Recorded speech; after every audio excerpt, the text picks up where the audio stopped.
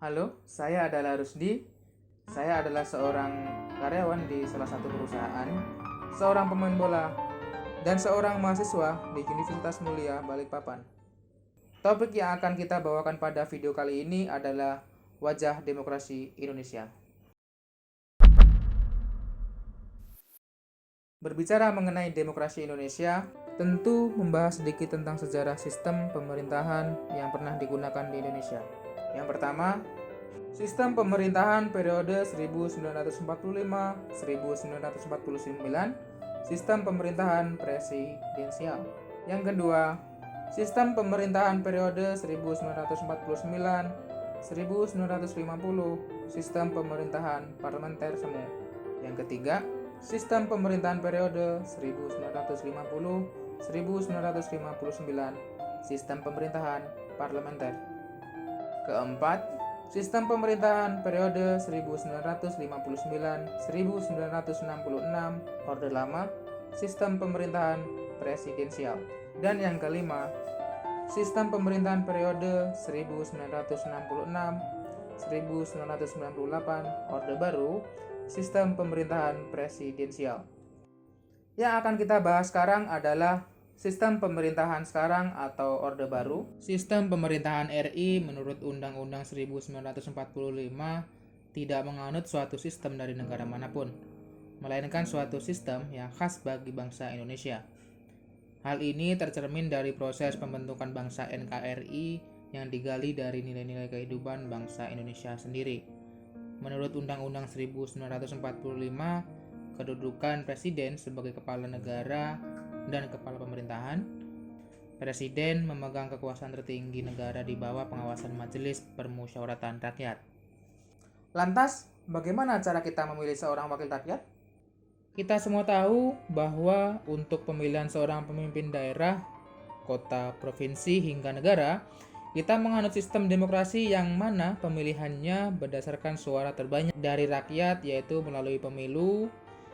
Di dalam proses pemilu ini tentu terdapat banyak partai politik yang berlomba-lomba untuk menjadi wakil rakyat yang duduk di kursi pemerintahan, yaitu Dewan Perwakilan Rakyat ataupun DPR.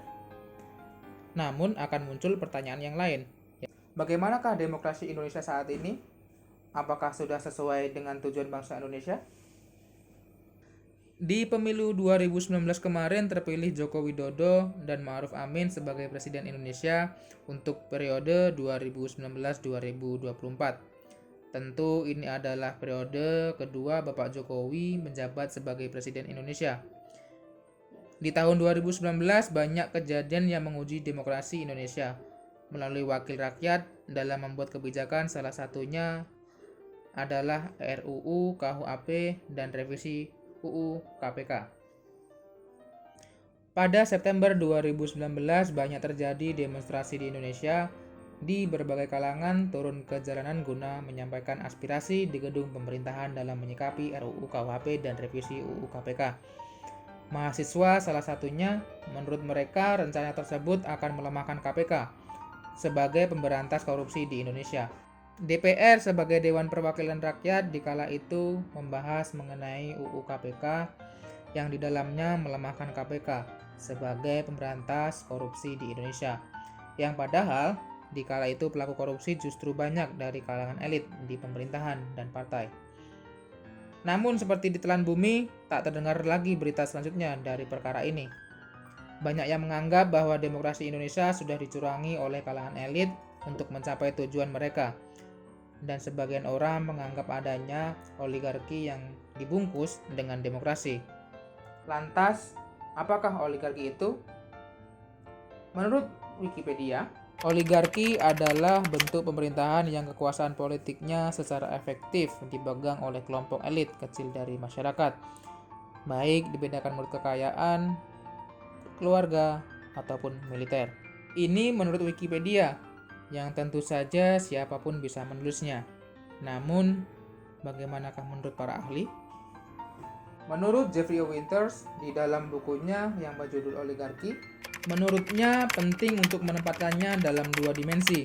Dimensi pertama, oligarki memiliki dasar kekuasaan kekayaan material yang sangat susah untuk dipecah dan diseimbangkan.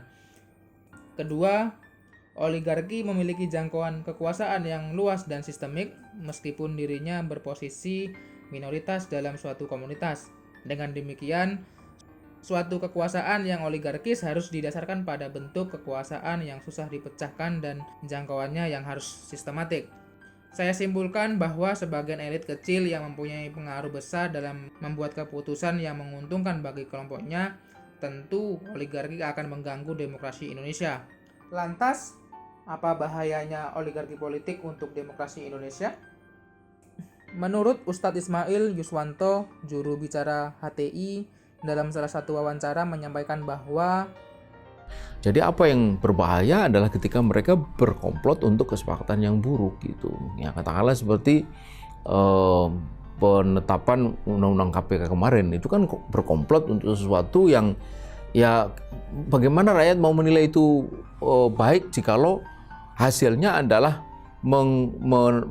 mempreteli kewenangan lembaga yang selama ini dipercaya atau diharapkan mampu memberantas korupsi gitu. Tentu hal tersebut mencoreng demokrasi Indonesia ketika adanya oligarki yang berkomplot dan ketika oligarki menimbulkan kesepakatan untuk melahirkan kebijakan-kebijakan yang tidak baik untuk demokrasi Indonesia. Lalu, siapakah oligarki tersebut? Selamat datang di Indonesia.